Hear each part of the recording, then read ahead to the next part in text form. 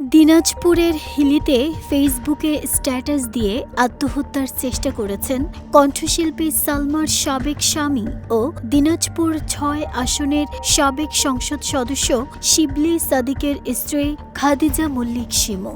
অতিরিক্ত ঘুমের ওষুধ সেবনের পর গুরুতর অসুস্থ অবস্থায় তাঁকে হাসপাতালে ভর্তি করা হয়েছে। দিনাজপুরের হাকিমপুর উপজেলার হিলি শহর। এখানকার সিপি রোড এলাকার একটি বাড়িকে ঘিরে ৩০ মার্চ রাতে তৈরি হয় চাঞ্চল্যকর পরিস্থিতি।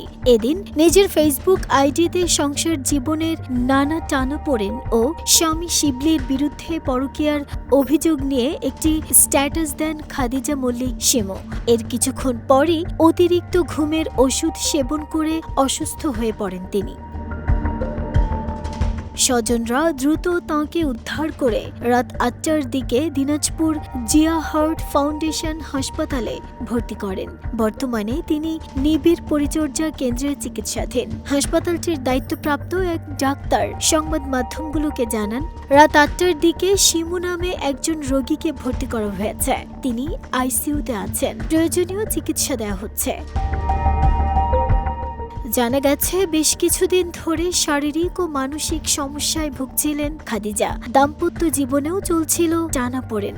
স্বামী শিবলি দিনাজপুর এলাকার ববি হক নামে এক নারীর সঙ্গে অবৈধ মেলামেশা করে আসছেন দীর্ঘদিন ধরে, এমনটাই অভিযোগ করেছেন স্ত্রী খাদিজা শিমু। এজন্য মানসিক অবসাদে ভুগছিলেন তিনি। চিকিৎসকের পরামর্শে নিয়মিত ঘুমের ওষুধ সেবন করলেও ৩০ মার্চ রাতে অতিরিক্ত মাত্রায় ওষুধ গ্রহণ করেন তিনি।